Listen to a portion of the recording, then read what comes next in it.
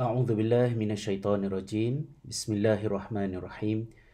Assalamualaikum warahmatullahi wabarakatuh. Alhamdulillahirabbil alamin. Wassalatu wassalamu ala asyrafil anbiya'i wal mursalin wa ala alihi wa sahbihi ajma'in. Alhamdulillah, saya panjatkan rasa kesyukuran yang setinggi-tingginya kepada Allah Subhanahu wa taala kerana pada tengah hari ini ataupun waktu petang selepas asar di tanah air Malaysia, kita dapat sama-sama bertemu sekali lagi di dalam perkongsian kita di halaman Facebook My Learning Journey ini.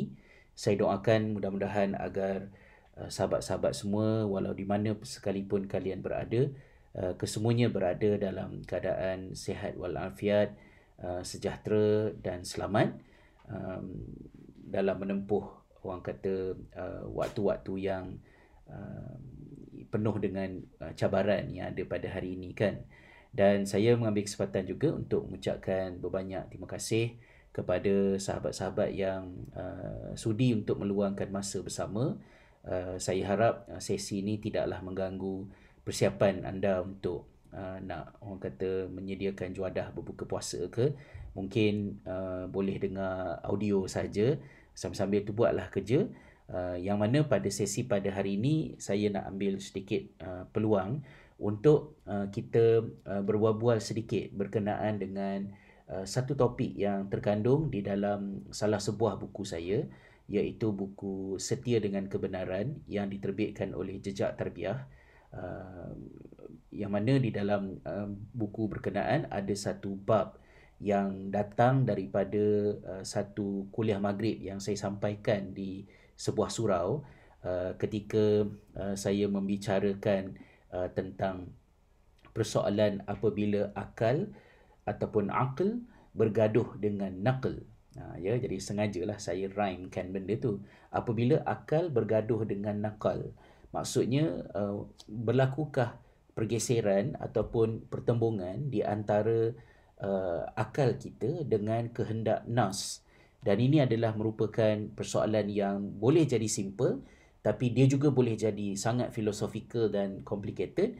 Namun dalam sesi ini saya nak menelusi topik tersebut melalui satu perkongsian berkenaan dengan isu bagaimanakah kami di Oulu, Finland ini menetapkan ataupun menentukan jadual waktu puasa kami. Kerana ia walaupun mungkin berbunyi agak teknikal, tapi dia adalah macam tip of the iceberg. Kita nak buat decision, nak ikut waktu Mekah ke, nak ikut waktu tempatan ke, ataupun macam mana, dia adalah tip of the iceberg. Tetapi yang besar dekat bawah tu sebenarnya adalah berbalik kepada persoalan yang saya sebutkan tadi, iaitu berlakukah pergeseran di antara akal dengan nakal. Kuliah maghrib tersebut adalah merupakan perbincangan daripada sebuah kitab yang dikarang oleh seorang ulama yang saya buat sedikit penyelidikan berkenaan dengannya, iaitulah Al-Imam Muhammad bin Bir Ali Al-Birkawi atau lebih dikenali sebagai Imam Birgivi. Jadi Imam Birgivi ni hidup pada abad yang ke-16 Daulah Osmaniyah, yang mana keunikan Imam Birgivi ini keunikannya saya discover kemudian ketika saya mula membaca berkenaan dengan Imam Birgivi itu, bukanlah kerana saya teruja dengan keunikan ataupun kelebihan yang terdapat di dalam karya-karya beliau, tetapi lebih kepada kerana saya misquote nama dia ketika saya membentangkan satu kertas kerja dekat UIA pada tahun 2005 kalau tak salah saya. Saya telah menyampaikan satu kertas kerja yang berkaitan dengan soal gerakan islah di dalam masyarakat, dan ketika itu saya telah memberikan sedikit pandangan tentang pentingnya untuk ahli islah, mereka yang cuba untuk memperbaiki masyarakat, mereka yang berusaha untuk mengajak masyarakat kembali kepada Al-Quran dan Sunnah, supaya tidak melakukan kesilapan yang pernah dilakukan oleh generasi sebelum ini, dengan merujuk kepada sekumpulan satu kelompok yang wujud di Daulah Osmaniyah yang dikenali sebagai gerakan Kadazadeli ya, ataupun gerakan Fakis, yang mana mereka ini begitu agresif dan radikal dalam usaha mereka untuk mengislah masyarakat. Dan gerakan Kader Zadeli ini adalah lebih kurang 100 tahun ataupun lebih sikit lebih awal daripada gerakan yang ada mirip-mirip dengannya yang lebih dikenali di seluruh dunia, iaitu gerakan Muhammad bin Abdul Wahab, ataupun lebih dikenali sebagai gerakan Wahabi di semenanjung tanah Arab. So mereka ni kadang-kadang digelar oleh sesetengah golongan sebagai proto-Wahabi.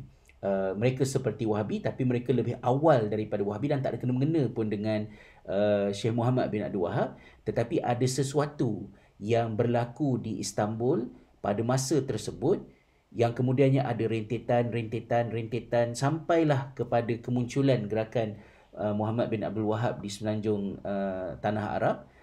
Jadi pada masa itu saya memberikan peringatan kepada hadirin agar mengambil iktibar daripada kesilapan yang dilakukan oleh gerakan Kader Zadeli ini, yang mana mereka ini adalah merupakan murid-murid kepada Imam Birgivi. Itu yang saya sebut.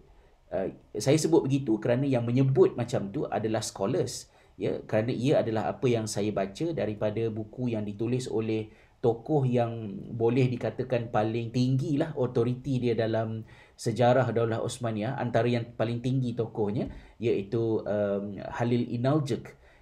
Tetapi lepas saya cakap tu, saya rasa macam tak sedap hati. Saya rasa tak sedap hati tu sebab saya telah membuat satu dakwaan yang terlalu besar ke atas seseorang.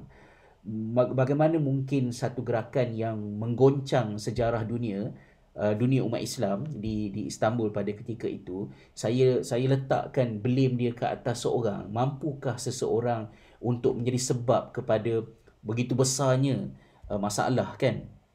Jadi menyebabkan saya macam kenalah baca lagi, dan semakin saya membaca semakin terbuka pelbagai dimensi baru berkaitan dengan Syekh Imam Birgivi yang saya telah himpunkan cerita mengenainya di dalam buku saya yang lain, iaitu Menalar Makna Diri, Kembara Menjejak Imam Birgivi. Tebal bukunya, dan itu adalah masih lagi saya anggap sebagai buku yang paling saya sayang kerana proses untuk menulis buku tersebut sangat sukar dan menelusi perjalanan yang panjang. Walaupun saya gagal menghasilkan sebuah tesis berkaitan dengan Imam Birgivi, tetapi sekurang-kurangnya lahir daripada itu buku. Dan mungkin walaupun mungkin berbunyi macam alasan sikit lah, tapi akhirnya buku akan lebih dibaca lah daripada tesis. Tapi saya ada jugalah menulis sebuah artikel jurnal yang wujud di dalam jurnal Al-Hikmah di UKM berkaitan dengan pemikiran Imam Birgivi. So adalah satu level, tak sampai level tesis, tapi sekadar satu artikel jurnal yang ada dan boleh dibaca, satu orang kata makalah ilmiah, kan. Jadi di dalam banyak-banyak tulisan Imam Birgivi tu ada satu kitabnya yang dianggap sebagai magnum opus ataupun karya mahakarya beliau, iaitulah kitab At-Tariqah Al-Muhammadiyah, yang ditulis, dan buku inilah yang dibaca di seluruh dunia. Malah saya juga dapat direzekikan oleh Allah untuk discover bagaimana buku itu juga dibaca oleh umat Islam di Kepulauan Melayu, apabila karyanya juga telah tersebar di Sumatera. Naskah yang mengupas mengenainya ada di Perpustakaan Istana Palembang. Malah idea-idea yang dikemukakan oleh kamera bergoyang je, maafkan saya, meja uzur, meja goyang, bukan gempa bumi, so saya kena angkat tangan lah kot. Idea-idea yang dihasilkan daripada pemikiran Imam Birgivi menjadi latar belakang kepada tercetusnya Perang Padri yang membawa kepada pergeseran di kalangan masyarakat Minangkabau pada suatu ketika dahulu. So tak apalah, itu kalau nak sembang tu boleh sembang panjang berjela, kan.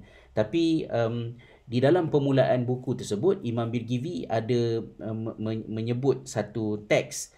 Kata beliau, wa ba'du fa innal aqla wan naqla mutawafiqan. ya, wal kitaba was sunnata mutatabiqan. Oh, susah tu nak sebut bahasa Arab ni. Kata Imam Birgivi, sesungguhnya akal dan nakal, akal ialah akal fikiran, nakal ialah nas, ya, Al-Quran, hadis, mutawafiqan, saling berpakat, ya, wal kitab was sunnah mutatabiqan, manakala Alkitab dan sunnah pula saling lengkap melengkapkan. Itu permulaan, pembukaan kepada buku beliau. Dalam tu panjang lagi kandungan dia, tapi yang saya nak tekankan ialah bagaimana Imam Birgivi telah memulakan ulasan beliau di dalam buku ini yang ditulis tidak lama sebelum Imam Birgivi kembali ke rahmatullah pada tahun 1573 pada bulan September kalau tak silap saya. Yang mana Imam Birgivi memulakan buku tu dengan mengatakan bahawa akal dengan nas tidak bergaduh. Artinya, dalam bahasa yang lebih mudah yang boleh saya share dengan sahabat-sahabat ialah sesuatu yang diproses oleh akal, sesuatu yang difikirkan oleh akal, tidak seharusnya berlaku pergeseran dan percanggahan dengan nas. Kenapa? Sebab sesuatu yang diproses oleh akal, sesuatu yang dihasilkan oleh akal, boleh jalan selari dengan apa yang ada di dalam nas, kerana akal itu bukan alien, ya? Akal itu bukan musuh, akal itu bukan makhluk asing. Akal itu adalah makhluk yang dicipta oleh Allah, dan Allah letakkan dia di dalam satu makhluk nama dia manusia, supaya dengan akal itu wahyu dapat berfungsi. Maknanya akal bukan bergaduh dengan nas, tetapi akal ialah alat untuk memahami nas. Kita nak tadabbur Al-Quran, tadabbur itu adalah satu proses akal, satu kerja yang dilakukan oleh akal untuk memahami wahyu Allah SWT. Sebab itu di dalam satu buku yang ditulis oleh Dr. Muhammad Naim Yassin, pensyarah di Jordan pada zaman saya belajar dulu, biasanya orang kenal Syekh Muhammad Naim Yassin ni adalah daripada buku dia Iman, Rukun, Hakikat dan Pembatalannya, kan. Tapi ada satu lagi buku beliau yang penting juga, tapi dia muncul kemudian. Saya rasa saya dapat buku tu, kalau tak salah saya, yang memperkenalkan buku tu kepada saya, sebab buku tu tulis kemudian lepas saya dah tinggalkan Jordan. Yang perkenalkan buku tu kepada saya ialah Dr. Rozaimi Ramli. Masa Dr. Rozaimi Ramli belum doktor lagi, dia datang ke ziarah ke saya ke rumah, dan dalam perbualan kami malam tu dia ada sebut tentang buku Mabahith fil Aql. Maka saya minta maaf sangat sebab saya tak ingat adakah Dr. Rozaimi hadiahkan saya buku tu ataupun saya baca PDF dia. Saya tak ingat. Saya rasa Dr. Rozaimi hadiahkan saya. Saya takut nak claim. Takut, perasan pula, ya, Dr. Rozaimi pula hadiahkan saya buku. Tapi saya rasa Dr. Rozaimi hadiahkan saya buku tu. Dan di dalam buku itulah kata Dr. Muhammad Naim Yassin, untuk wahyu menjadi petunjuk, perlu berlaku 3 perkara. Apakah 3 perkara? Dia ada 3 peringkat untuk wahyu itu menjadi hidayah. Iaitu yang pertama, hidayah itu datang daripada Allah. Kemudian yang keduanya, hidayah itu difahami. Dan yang ketiganya ialah hidayah itu dilaksanakan dalam kehidupan. Jadi bila ada 3 benda ni, barulah hidayah menjadi hidayah. Ya. Dan apakah hidayah itu? Dzalikal kitabul la raiba fihi hudal lil muttaqin, iaitulah Al-Quran. Untuk Al-Quran menjadi petunjuk dalam hidup kita, dia kena ada 3 benda berlaku. Satu, wahyu itu datang daripada Allah. Keduanya, wahyu itu dilaksanakan dalam kehidupan. Tapi sebelum wahyu itu dilaksanakan dalam kehidupan, ada nombor 2 yang kena berlaku dulu, iaitu wahyu itu difahami. So soalnya ialah, macam mana kita nak faham wahyu, kita nak faham apa yang Allah suruh kita buat dalam hidup ini, kalau akal kita bermasalah. Dan itulah penyataan utama saya, itulah sebab utama saya mengapa saya tidak memandang enteng kepada masalah pemikiran, kebolehan berfikir yang wujud di dalam sistem pendidikan. Kalau orang tanyalah, kenapa Ustaz jadi cikgu? Kenapa memilih untuk masuk ke institusi sekolah? Kenapa pendidikan jalan islah? Tagline untuk website saifislam.com kan. Jawapannya mungkin ialah kerana dia punya problem statement dia ialah kebimbangan saya terhadap sistem pendidikan yang tidak membantu untuk membolehkan terhasilnya kemahiran berfikir, ataupun lebih membimbangkan sistem pendidikan itu punca ada masalah berfikir.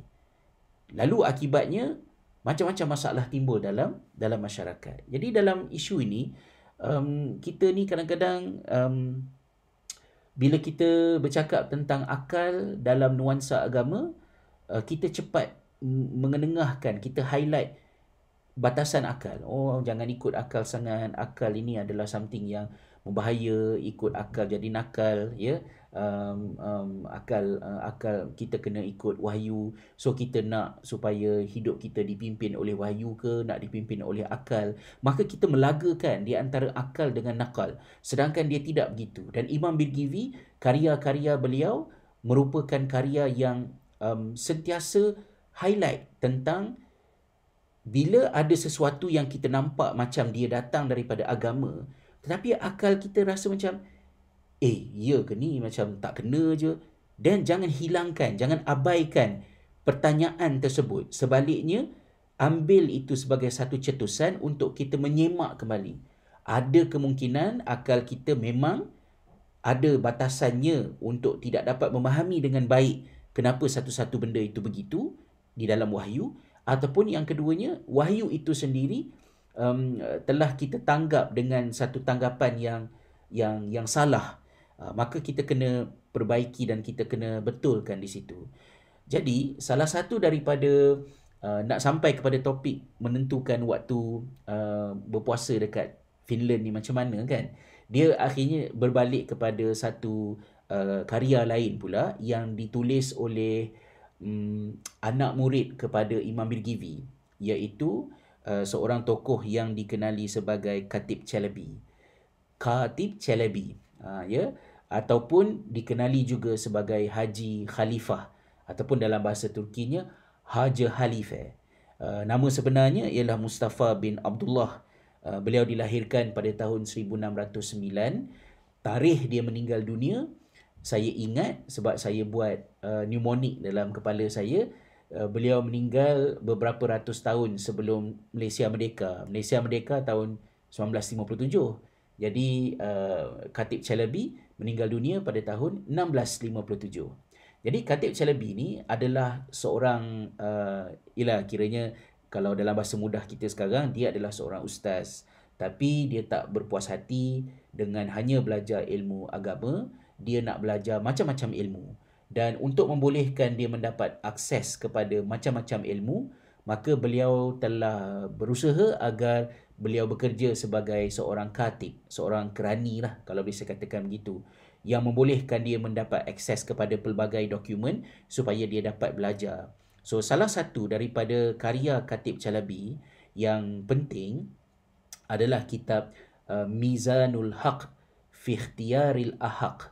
Tajuk dia lah, dalam bahasa Arab dia tulis, ataupun terjemahan dia di dalam bahasa Inggeris, The Balance of Truth in Choosing Which is Truer. Something like that. Saya tak tahu lah, saya memang lemah bab penterjemahan ni. Tapi saya dah baca buku tu dalam bahasa Arab dia. Buku terjemahannya di dalam bahasa Inggeris itu saya korek, dan akhirnya saya jumpa naskah terjemahannya di dalam bahasa Inggeris. Tapi dia termasuk dalam buku-buku terbuang, buku-buku klasik yang sudah tidak ada sesiapa yang meminjamnya daripada sebuah perpustakaan kecil di Glasgow, UK, iaitu perpustakaan Greenock. Siapa yang baca buku saya di Hamparan Shamrock, Ku Seru Namamu, anda mungkin pernah jumpa perkataan Greenock. So di Greenock tu juga ada sebuah perpustakaan kecil dan ada sebuah buku di perpustakaan tersebut yang sudah tidak ada sesiapa pinjam, maka buku itu dilelong. Saya terjumpa dekat eBay dan saya beli buku tu. Buku-buku yang banyak yang saya pernah beli sepanjang saya belajar, hampir kesemuanya telah saya wakafkan di perpustakaan Khalifah Model School Secondary, Profesor Muhammad Al-Mahdi Jenkins Library over there.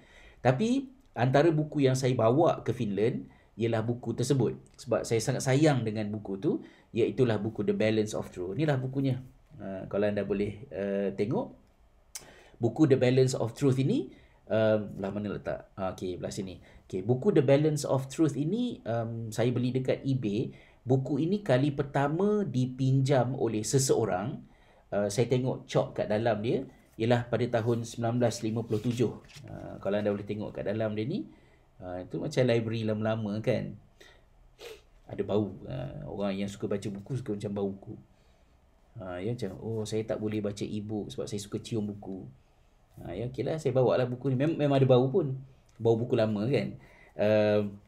So dalam buku ni, Khatib Chalabi ada membincangkan tentang beberapa topik yang sangat fundamental dan penting yang saya nak sentuhkan pada hari ini. Salah satunya ialah Khatib Chalabi ada menimbulkan soalan di dalam buku ni tentang macam mana nak menentukan waktu solat di tempat yang 6 bulan siang, 6 bulan malam. Apa kisahnya? Kisahnya ialah Khatib Chalabi yang hidup pada abad yang ke-17, so lebih kurang abad yang berikutnya lah, ya, selepas daripada abad Birgivi.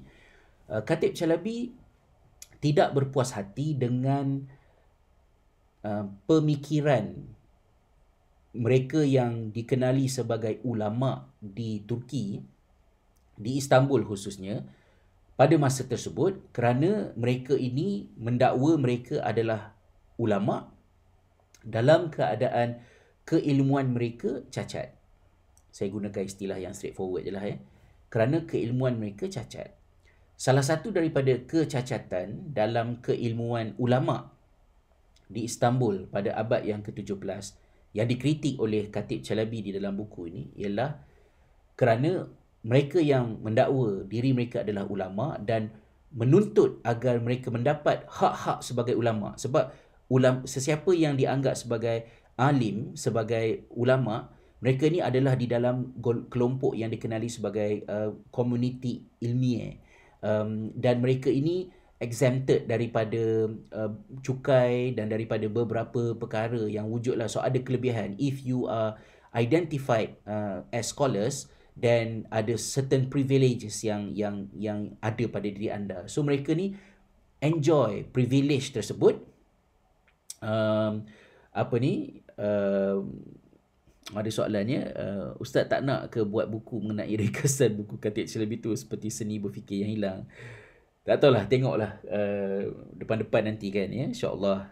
Thank you for highlighting the, orang kata apa ni, the idea.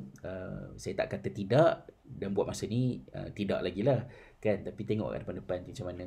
Jadi dalam buku ni Khatib Chalabi menegur ulama-ulama di Turki yang tak nak belajar matematik. Ya, mereka tidak mahu belajar matematik dengan tanggapan bahawa matematik adalah ilmu yang tidak perlu untuk seseorang menjadi ulama. Dan ini sangat bercanggah dengan saranan yang dikemukakan oleh Imam Birgivi.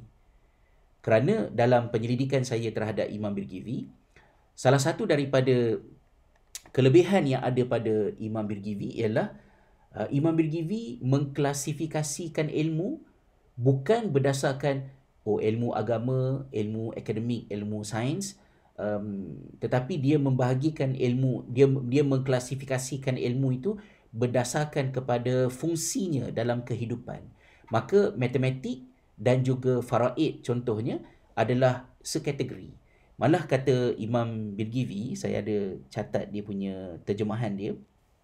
Kata Imam Birgivi tentang matematik, dia kata adapun ilmu hisab, yakni matematik, maka ia adalah ilmu yang diperlukan dalam banyak masalah, khususnya ilmu faraid, yakni pembahagian harta pusaka kan.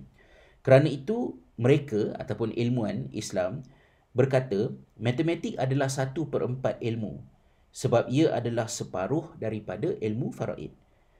Maka mahu tidak mahu matematik itu adalah fardu kifayah. Imam Al-Ghazali juga secara nyata menyebut tentang hal ini di dalam kitab Ihya. kata Imam Al-Ghizali dalam buku dia. Jadi idea matematik sebagai fardu kifayah berubah. Kenapa berubah tu satu topik lain lah ya, yang boleh dibincangkan. Tapi yang saya nak tekankan ialah teguran Khatib Chalabi terhadap kenapa tak boleh jadi ulama kalau tak erti matematik didatangkan dalam bentuk hands on. Imam Khatib Chalabi telah menghantar soalan kepada Syekhul Islam, mufti negara pada masa tersebut, iaitu Syekh Bahai Effendi yang menjadi Syekhul Islam di dalam Daulah Osmaniyah pada masa tersebut. Khatib Chalabi menghantar 3 soalan berkait yang meminta fatwa, tetapi soalannya itu tidak mendapat jawapan. So dia hantar satu lagi surat dan dia terangkan apakah sebab dia tanya soalan tu. Kemudian barulah dia dapat jawapan ya kepada soalan-soalan yang ditanya. Tetapi daripada penelitian beliau dapati bahawa soalan-soalan yang dia tanya tu adalah merupakan jawapan-jawapan kepada soalan yang dia tanya tu bukan Syekh Bahai Effendi yang tulis, tetapi jawapan itu adalah merupakan jawapan yang ditulis oleh siapa nama penulisnya? Syekh Zadeh Effendi. Ya. Sebenarnya yang menjawab, walaupun tulisan tangan tu ialah tulisan Syekh Bahai Effendi, mufti negara, tapi jawapan tu sebenarnya adalah daripada Syekh Zadeh Effendi, iaitu staf yang bertugas untuk menyemak dan mengisu fatwa. Kata Khatib Chalabi, jawapan yang diberikan oleh pejabat mufti memalukan, dan dia tidak memasukkan jawapan itu di dalam buku Mizanul Haq fi Ikhtiyaril Ahaq ini, tapi dia ada terangkan apakah soalan yang dia tanya lah. Soalan yang dia tanya tu ialah soalan-soalan yang kata Khatib Chalabi, saya dapat soalan ini semasa saya belajar matematik. So itu satu poin yang menarik juga, sebab kalau anda dengar soalan ini, cuba anda fikirkan, soalan ini soalan matematik ke soalan fiqh? Apakah soalannya? 3 soalannya. Pertama, adakah terbitnya matahari daripada sebelah barat sebagai tanda kiamat adalah sesuatu yang selari dengan ilmu falak? Maknanya boleh tak ilmu falak menerangkan tentang fenomena matahari terbit daripada sebelah barat? Ini soalan yang ditanya oleh Khatib Chalabi. Kemudian soalan yang kedua ditanya ialah macam mana nak menentukan waktu solat di tempat yang 6 bulan siang, 6 bulan malam? Itu soalan kedua yang ditanya oleh Khatib Chalabi. Dan soalan ketiga yang ditanya oleh Khatib Chalabi juga ialah, ada tak tempat di dunia ini yang kiblatnya seperti di Kaabah tapi bukan Kaabah? Maksudnya kalau kita semayang dalam Kaabah, kiblat kita ialah kita berdiri menghadap mana-mana pun tak apa kalau kita semayang dalam Kaabah. So ada tak satu tempat lain yang kiblatnya ialah seperti Kaabah, ialah seperti orang semayang dalam Kaabah, iaitu you menghadaplah dekat mana-mana pun. Ada 2 takwilan terhadap isu ketiga ni, iaitu sama ada beliau memaksudkan bagaimana kalau satu hari nanti seseorang itu bersembahyang di angkasa, so kiblat dia kat mana, ataupun yang keduanya merujuk kepada ada tak satu titik di bumi yang betul-betul selari dengan Kaabah, yang kalau kita berdiri dekat titik tersebut, kita menghadap ke mana pun, jarak direction dia sama ke arah Kaabah, Mekah, Masjidil Haram. Ya. Jadi 3 soalan ni. Jadi sahabat-sahabat boleh fikirkanlah, bila anda dengar soalan ni, ini soalan fiqh ke ini soalan matematik? Kata Khatib Chalabi, soalan ni occurred, timbul dalam pemikiran dia ialah semasa dia tengah belajar matematik. So bila dia tanya soalan ni, ulama tak boleh jawab. Kenapa ulama tak boleh jawab? Poin yang Khatib Chalabi nak tekankan ialah punca soalan ini tidak boleh dijawab ialah kerana keengganan ulama belajar matematik. Dan bila mereka tidak belajar matematik, mereka bersenang lenang dengan status mereka sebagai ulama ketika mana mereka tidak faham langit dan bumi. Mereka tidak faham tentang dunia di mana mereka hidup dan berada. Lalu bila Allah dalam Al-Quran memerintahkan kepada ulul albab dan orang-orang yang beriman supaya memerhatikan penciptaan langit dan bumi, jadilah ulama-ulama ini seperti lembu. Kerana lembu memandang langit macam tu lah, pandang langit macam tu kan, tanpa ilmu. Kan? Lembu tengok, dia tak faham apa yang dia tengok. Kita assume lah lembu tak faham. Mungkin lembu pun faham sebenarnya apa yang dia tengok. Tapi manusia, kerana tak ada ilmu untuk memahami langit, untuk memahami bumi, apa yang dia dapat? Maka pandangannya pandangan buta. Kan?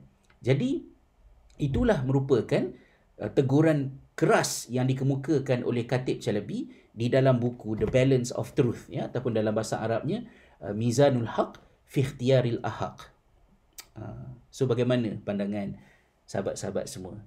So salah satu daripada soalan yang ditanya oleh Khatib Chalabi dalam ni ialah macam mana nak determine waktu solat di tempat yang 6 bulan siang, 6 bulan malam. Masa saya tulis artikel ni, ketika saya membuat penyelidikan ni, saya tak terfikir pun yang satu hari kami sekeluarga akan hidup dekat Finland dan akan menempuh keadaan itu. Walaupun saya di Oulu, Finland ini tidaklah sampai 6 bulan siang, 6 bulan malam. Tetapi kami berdepan dengan situasi tu. Jadi sekarang ni macam mana keadaannya? So untuk itu, malam tadi saya rasa macam gelisah sikit. Saya tak tahu kenapa. Saya suka tengok langit, dan bila saya tengok langit tu saya rasa macam nak keluar rumah. Jadi saya keluar daripada rumah, saya duduk dekat bukit belakang rumah. Kebetulan saya ada bawa kamera, tapi sebab gelap sikit, saya minta maaf lah. Saya telah buat satu rakaman video. Jadi rakaman video ni saya nak share dengan anda di sini. Tapi video ni panjang sikit, lebih kurang dalam 17 minit. Lepas habis video tu, saya akan ulas sedikit mengenainya. Dan sambil video tu ditonton, kalau sahabat-sahabat ada persoalan, pertanyaan tu, boleh tulislah. InsyaAllah saya dapat membacanya di skrin saya ni. Terima kasih kepada Khadijah AK yang memetik kenyataan saya tadi bahawa matematik adalah 1/4 ilmu kerana sebahagian dari ilmu faraid. Kemudian Tuan Fauzi Sabri, setiap kali dengar talk sangat memuaskan akal kita yang sejahtera. Mudah-mudahan kan follow ketat. Saya rasa sekarang ni jadi lagi ketat lah sebab saya jadi lagi besar kan. Okeylah, kita lihat sedikit video yang saya sediakan ini dan kita bincang selepas daripada itu. Bulan ni kamu berpuasa dekat Oulu tu berapa jam? Panjang ke?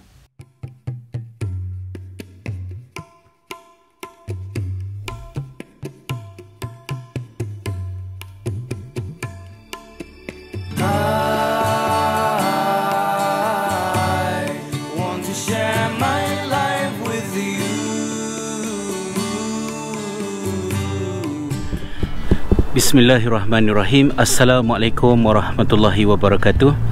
Salam sejahtera. Terima kasih kerana sekali lagi bersama dengan saya Hasrizal di dalam vlog kita pada kali ini.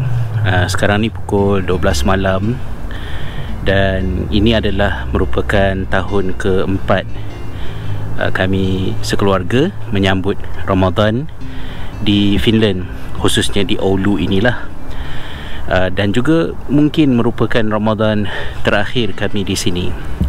Apa yang ingin saya kongsikan di dalam vlog kita pada kali ini adalah mengenai perkara yang pernah saya sentuh di dalam vlog-vlog sebelum ini, iaitu berkaitan dengan bagaimanakah kami menentukan waktu kami berpuasa di bulan Ramadan yang jatuh pada musim panas.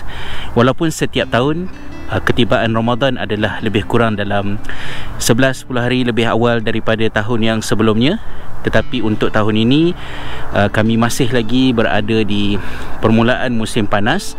Dan seperti yang sahabat-sahabat mungkin dapat saksikan, pada pukul 12 malam masih lagi ada cahaya matahari, kerana di lokasi Oulu ini pada bulan Mei seperti sekarang ini matahari tidak jatuh lebih rendah daripada 18 degree, dan itu menyebabkan tidak hilangnya cahaya matahari dan tidak wujud waktu isyak mengikut definisi asasnya. Walaupun masa sekolah dulu, daripada kita sekolah rendah lah, kita dah belajar bagaimana penentuan waktu sembahyang Misalnya masuk waktu subuh macam mana kan, masuk waktu zuhur macam mana, asar macam mana, kita pacak tiang dan kemudian kita ukur dari segi kepanjangan bayang-bayang tu. Itu adalah benda yang kita belajar masa sekolah dulu. Kemudian semasa saya sambung belajar di Jordan dalam bidang syariah, of course kita menambah lagi, kita update lagi pengetahuan kita, dan kita belajar tentang pandangan-pandangan yang dikemukakan oleh para sahabat bersama dengan Nabi SAW, yang kemudiannya diulas oleh para ilmuwan tentang bagaimanakah kita nak menentukan waktu solat dan juga puasa di tempat-tempat yang agak pelik sedikit. Tetapi ianya hanya muncul dalam bentuk realiti apabila saya sekeluarga datang di Oulu ini. Oulu ini kedudukannya agak jauh ke utara ya. Oulu ini ialah 65 darjah north. Artinya 1 darjah lebih utara daripada Reykjavik, ibu negara Iceland, dan juga Nuuk, ibu negara Greenland. Itulah jauhnya Oulu ni. Walaupun mungkin tidak sejauh, tidak sampai ke Lapland, tetapi ini adalah kawasan yang dikira sangat utara. Jadi di tempat-tempat yang macam ini, dia memerlukan kepada kita untuk memahami maqasid di sebalik pensyariatan sesuatu perkara. Misalnya penentuan waktu solat berdasarkan kepada pergerakan matahari siang dan malam adalah merupakan kaedah asas yang terpakai untuk lokasi-lokasi yang sederhana, yang munasabah. Tetapi ada lokasi tertentu yang terlalu jauh ke utara ataupun terlalu jauh ke selatan yang boleh menyebabkan malam terlalu panjang atau siang terlalu panjang berdasarkan musim panas dan musim sejuk. Dan dalam situasi yang seperti ini, menentukan waktu solat dengan kekal berpandukan kepada perubahan siang dan malam, contohnya dengan dibahagikan tempoh malam kepada 7 bahagian, benda-benda yang macam tu yang kita sedia maklum dalam kaedah pengiraan asas. Saya pun bukanlah ahlinya dalam hal. Ianya menyebabkan, contohnya kalau berpuasa di bulan Ramadan, dia boleh menyebabkan mereka yang duduk di kawasan utara seperti kami ini berpuasa sehingga 22 jam, sehingga 23 jam. Apa yang menjadi cabarannya ataupun kebimbangan saya ialah kerana tempoh berpuasa yang panjang ini, apabila dia mendapat liputan daripada media, kita yang sudah terbiasa dengan hype ni, kita teruja dengan kesukaran kan, dahsyatnya, banyaknya pahala orang yang puasa sampai 22 jam, sampai 23 jam ya, di kawasan-kawasan yang ekstrim seperti ini. Tetapi berdasarkan apa yang saya pernah belajar dan apa yang saya faham tentang tujuan pensyariatan ibadah di dalam Islam ini, Rasulullah SAW kecenderungan baginda bukanlah pada lebih susah, lebih banyak pengorbanan maka lebih banyak pahala. Tidak semestinya. Tetapi baginda SAW memberikan keutamaan kepada apa yang praktikal. Dan kita juga kena ingat bahawa bulan Ramadan ini yang berpuasa bukanlah hanya seorang lelaki dewasa yang sihat, tetapi juga kaum wanita. Dan kaum wanita itu bukan kaum wanita yang sakit, bukan kaum wanita yang mengandung atau menyusukan anak, tetapi kaum wanita yang sihat, yang juga merupakan mukallaf. Begitu juga dengan orang tua yang bukan orang sakit ya, tapi orang tua. Dan saya juga secara spesifiknya memikirkan tentang soal anak-anak, kanak-kanak. Bagaimana ya mereka hendak berpuasa, bagaimana kita hendak mendidik dan memupuk mereka, apatah lagi di kawasan yang kita hidup sebagai minoriti Muslim ini. Jadi kerana itu saya berpandangan bahawa kita mesti bersungguh-sungguh untuk meninjau pendapat-pendapat yang dikemukakan oleh para ulama untuk membuat pilihan bagaimanakah kaedah yang lebih baik untuk kita berpuasa supaya kita dapat menunaikan tujuan asas mengapa ibadah puasa itu disyariatkan oleh Allah kepada kita, dan bukan semata-mata hanya dengan memenuhi tempoh berpuasa. Sebab di bulan puasa juga kita kena berfungsi, kita bekerja, kita belajar, kita hidup macam biasa. Apatah lagi kalau saya fikirkan isteri saya yang bertugas sebagai frontliner karantina dalam istilah yang dipakai di musim COVID-19 ni, maknanya bertugas di Jabatan Perubatan Kecemasan, saya tak boleh terimalah isteri saya sampai macam nak pitam, macam nak pengsan, keletihan kerana berpuasa terlalu lama. Maka dalam situasi-situasi macam ini, pandangan setengah ulama yang mengusulkan bahawa mereka yang duduk di kawasan macam ni, macam kami dekat Oulu ni, ataupun dekat utara Tromsø, Norway ke, ataupun dekat Longyearbyen, dekat Svalbard, ataupun di utara Kanada tu, maknanya mereka perlu mengambil rukhsah, maka mereka tidak berpuasa, sebaliknya mereka mengqadakkannya pada masa yang lain. Saya rasa ini merupakan pandangan yang tidak boleh dipakai, kerana ia menggambarkan seolah-olah mereka yang mengamalkan fatwa ini berada di lokasi ini seketika sementara. Tetapi kita berfikir sebagai orang yang duduk di sini untuk tempoh masa yang panjang, ataupun permanent, penduduk tetap, rakyat di sini, apatah lagi kalau kita fikirkan penduduk tempatan yang memeluk Islam. Jadi kalau kita hitung-hitung balik, pandangan setengah ulama yang mengatakan bahawa kawasan yang munasabah untuk menentukan waktu solat dan juga berpuasa di bulan Ramadan ini mengikut kaedah asasnya yang kita kenal itu, terhad kepada kawasan-kawasan yang tidak lebih daripada 45 darjah utara, ataupun pandangan setengah ilmuwan yang lain pula, iaitu 48 darjah utara, ataupun menurut Dr. Jasir Audah yang lebih spesifiknya 48.5 darjah utara.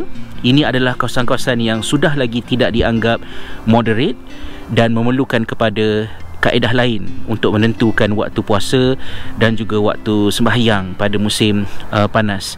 Kenapa 48.5 darjah? 48.5 darjah itu adalah lokasi-lokasi yang pada musim panas mataharinya tenggelam tidak rendah daripada 18 darjah daripada ufuk, horizon. Dalam arti kata lain, ini adalah kawasan-kawasan yang malam tidak gelap sepenuhnya dan tidak ada waktu isyak yang hakiki. Justru ini adalah kawasan-kawasan yang memerlukan kepada kaedah lain.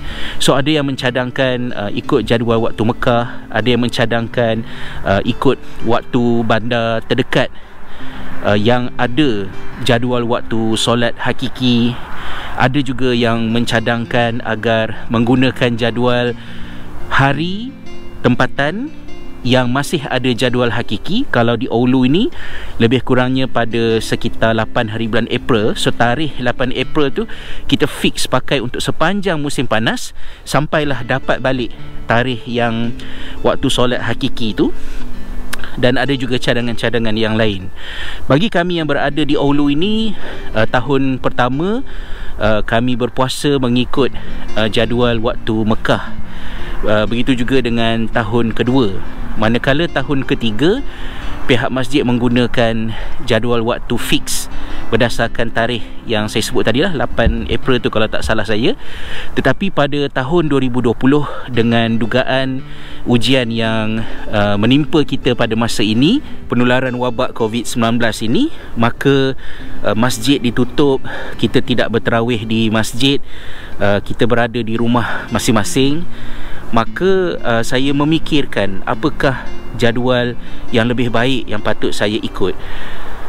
Dan saya ucapkan terima kasih kepada jiran saya, sahabat daripada Indonesia yang memperkenalkan kepada saya website www.prayertimes.dk yang diusahakan oleh sekumpulan ilmuwan permastautin tetap yang berada di Norway, yang membuat satu bentuk pengiraan alternatif. Saya tidak mahu jelaskan di sini kerana saya tidak berkeahlian. Saya takut saya salah menerangkannya. Bagi mereka yang berminat untuk memahami bagaimanakah kiraan itu dilakukan, boleh masuk ke halaman web tersebut yang saya letakkan di bahagian penerangan maklumat di bawah.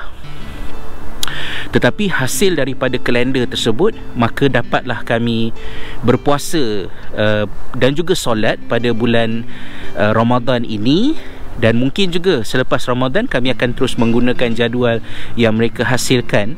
dengan jadual yang munasabah. Maka misalnya sekarang ni kita start puasa lebih kurang dalam pukul 5.20 pagi, 5.19, 5.20 pagi, dan berbuka puasa adalah lebih kurang dalam pukul 7.50 ke pukul 8, lebih kurang macam tu lah. Isyak masuk lebih kurang pukul 9, 10 minit, 9 suku begitu. Pada bulan ini, dengan ujian yang sedia ada berkurung di rumah ni, saya dapati bahawa dengan penggunaan jadual ini dapatlah diri saya dan juga anak-anak hidup dalam keadaan yang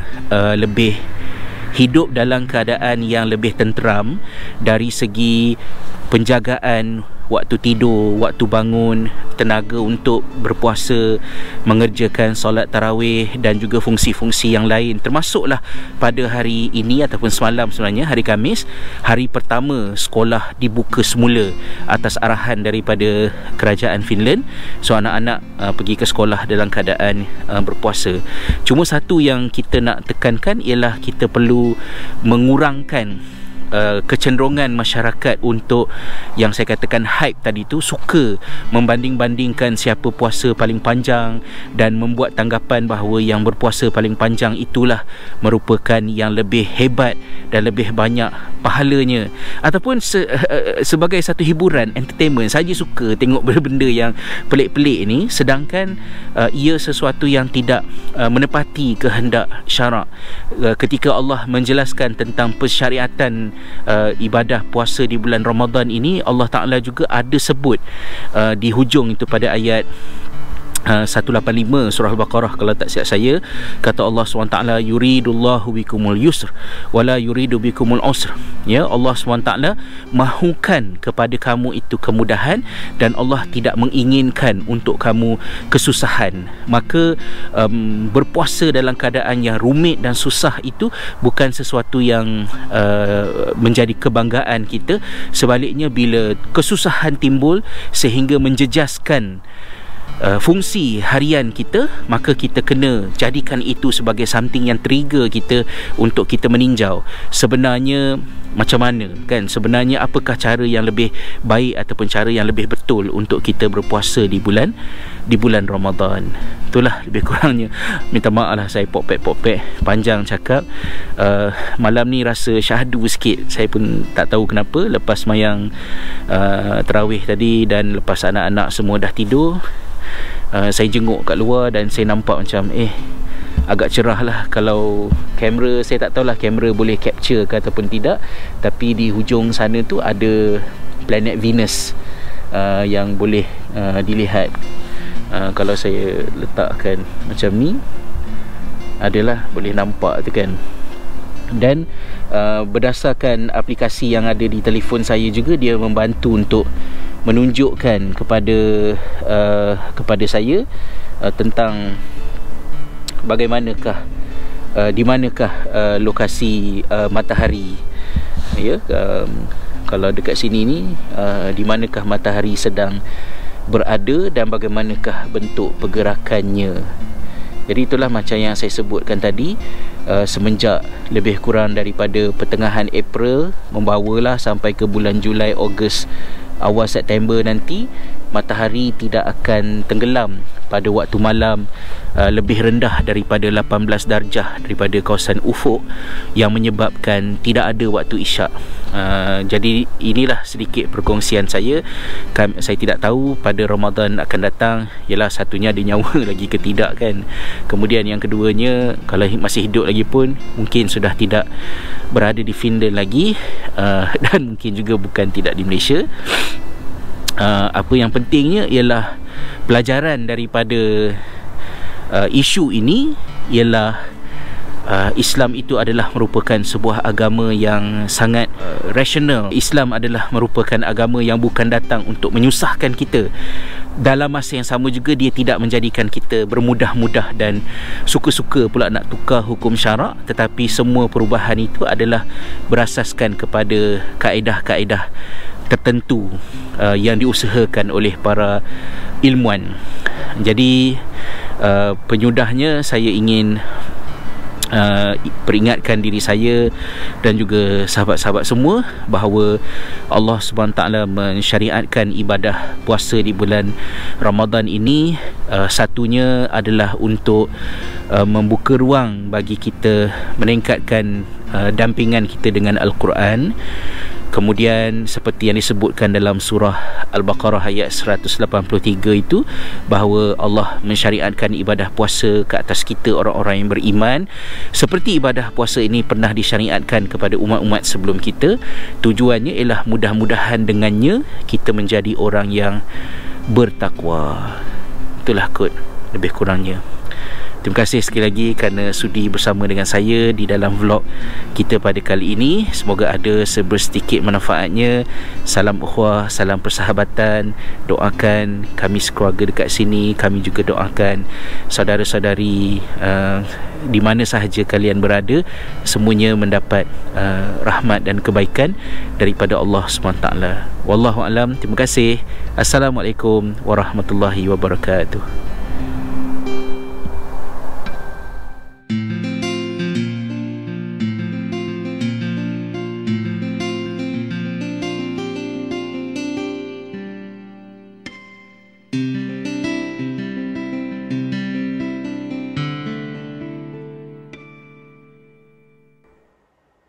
Okey, jadi itulah rakaman malam tadi.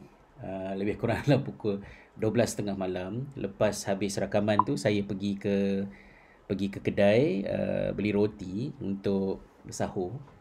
Jadi saya harap apa yang saya kongsikan dalam video sebentar tadi tu jelaslah pemahaman dia. Jadi bagi kita, bila kita berada di tempat macam dekat Oulu, Finland ni, dia bukanlah tempat yang paling jauh daripada Malaysia. Sebenarnya kalau kita fly pergi ke London ataupun kita pergi ke Ireland, itu lebih jauh daripada Helsinki.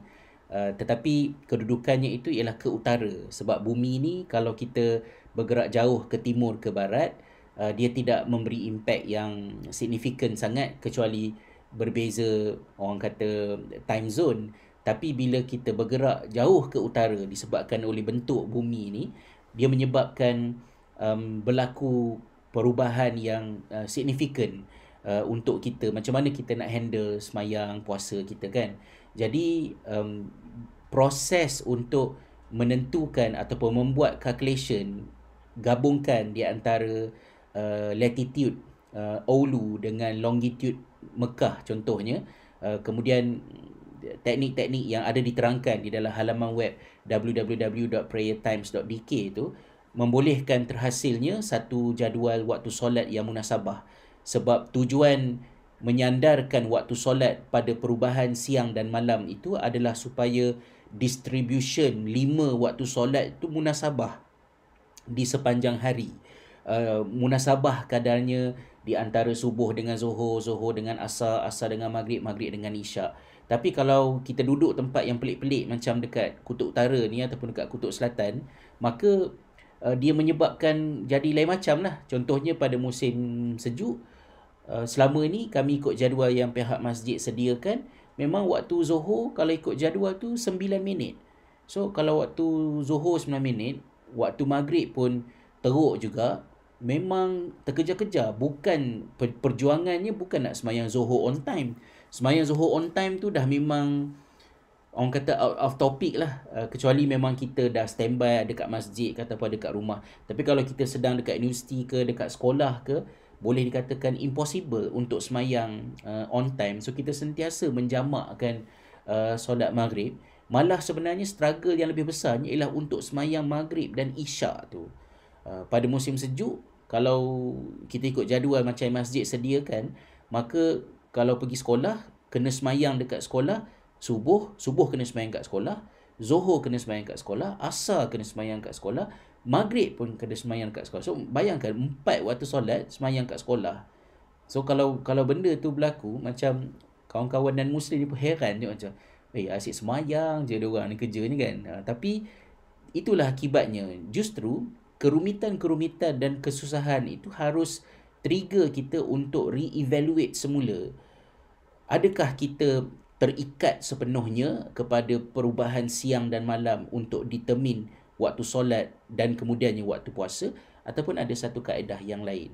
Maka tidak mungkin ulama dapat respon kepada soalan-soalan yang macam ni kalau sekiranya mereka tidak mempunyai ilmu. Dan saya duka cita saya katakan bahawa saya termasuk di kalangan orang yang ingin tahu benda ni tapi tidak berkapasiti untuk berpartisipasi. Saya cuma ada ilmu yang membolehkan untuk saya faham apabila orang membuat proses berkenaan. Tapi untuk saya terlibat siapa, saya tak boleh. Matematik saya dah lemah, dah tak ingat dah. Belajar masa sekolah dulu, walaupun masa sekolah dulu matematik adalah subjek favourite saya. Masa saya belajar di Jordan pun, dalam buku nota saya dapat tengok lagi bila macam lecturer mengajar topik yang macam ngantuk sikit ke boring sikit, saya akan buat algebra, kan, macam buat soalan sendiri, jawab sendiri.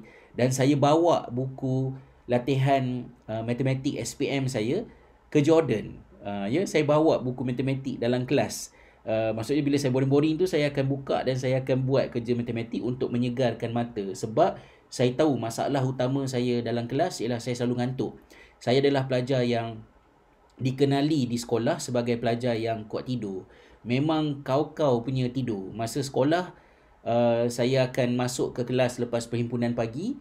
Even masalah tu start daripada form 3 sampailah form 5. Masuk je kelas, first session tu terlelap. Saya duduk depan sekali. Saya terlelap di bawah hidung cikgu.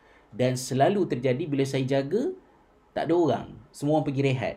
Kan? Dah pukul 10.30. Saya 3 sesi, 4 sesi, saya tertidur. Tapi cikgu tak gerak saya untuk bangun. Sebab bila exam boleh pula jawab. Itu yang saya pun tak tahu sampai sekarang ni apa sebenarnya yang berlaku kepada saya pada masa itu. Ialah saya memang sangat mengantuk. Cikgu pernah conteng muka saya dengan kapur, pernah baling saya dengan pemadam papan hitam kerana saya tertidur. Tapi saya tak dapat melawan. Malah saya ingat lagi seorang cikgu subjek perdagangan ekonomi saya, iaitu Cikgu Jamalul Lail. Dia terlalu risaukan saya sampai dia bawa saya pergi rawatan homopati. Saya ingat lagi. Dan saya terpaksa pujuk ayah macam untuk dapatkan sedikit duit sebab duit ubat homopati tu mahal. Tapi tak sembuh pun. Kan, memang masih tidur lah. Tapi bila cikgu hentak meja, Azizal, gegar kamera kan.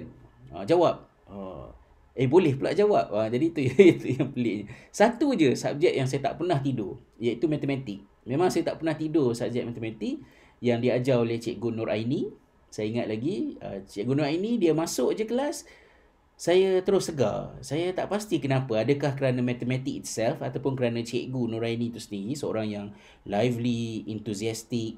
Masa saya dekat Semak Labu, Maths diajar oleh Cikgu Syamsina, pun saya tak pernah tidur. Tapi subjek-subjek lain memang kenapalah sangat membosankan kan, macam sampai saya terlelap. Jadi bila saya pergi Jordan, saya takut saya akan juga tertidur dalam kelas. Maka sebab tu masa fly pergi Jordan, saya bawa buku matematik sebagai backup plan saya supaya saya tidak terlelap, supaya saya tidak tertidur. Tapi lama-lama tu macam ngantuk juga. Maka saya pun selalulah mula mencari abang-abang Arab yang badan besar-besar sikit tu, sebab saya pun besar juga, untuk saya menyorok belakang Pak Arab ni, supaya saya, kalau saya terlelap, lecturer tak nampak lah. Tapi antara ni memang saya buat kerja matematik. So balik pada point tadi, apa yang ingin saya tekankan ialah apabila kita tidak belajar matematik, maka berlakulah kecacatan dalam keilmuan kita. So sebab itulah penting untuk kita mengintegrasikan ilmu, menyatukan ilmu, bukan hanya dua dalam satu, tetapi dia ada reciprocal interaction di antara ilmu akal dan juga ilmu wahyu. Dan itu adalah antara apa yang kami usahakan di KMSS dan juga mudah-mudahan juga di KMS Sekolah Rendah. Tapi Sekolah Rendah tu sebab di peringkat awal, maka fokus kita lebih tinggi kepada shaping excellent character. Maafkan saya, Muslim Pro punya notification tu tak betul. Saya tak offkan dia. Tapi di sekolah menengah, di KMSS, itulah yang kami usahakan. Dan untuk mengintegrasikan ilmu bukanlah satu benda yang mudah, kerana kita perlu, bukan sahaja saya dan beberapa orang yang terlibat di dalam pembentukan sekolah tu, tetapi guru-guru juga kita kena rombak, kita kena unlearn dan relearn balik. So sebab itu halaqah demi halaqah, perbincangan demi perbincangan sentiasa dilakukan untuk guru-guru KMS dan KMSS supaya paradigm tu berubah, kerana untuk mengahwinkan kembali ilmu-ilmu sains dan juga dengan ilmu agama, dia tidak boleh secara appended. Betul ke istilahnya? Maksudnya dah belajar matematik dan juga belajar agama, ataupun kita sadurkan matematik itu dengan agama dengan memulakan kelas matematik dengan membaca Al-Fatihah. Ya, tak boleh macam tu. Tetapi dia mesti diubah di peringkat epistemologi. Dan saya sentiasa kenang satu kejadian yang menariknya apabila seorang pelajar kami tidak berpuas hati apabila dia main dengan kalkulator. Kalkulator mengatakan bahawa 1/0 dapat jawapan tu error ataupun undefined kan. Jadi dia tak puas hati. Kenapa jadi macam tu? Jadi cikgu matematik explain dari segi matematik kenapa dia macam tu. Tetapi dia juga berbalik kepada maksud angka kosong itu. Sifar itu maksudnya apa? Tiada, infinity, apa makna dia?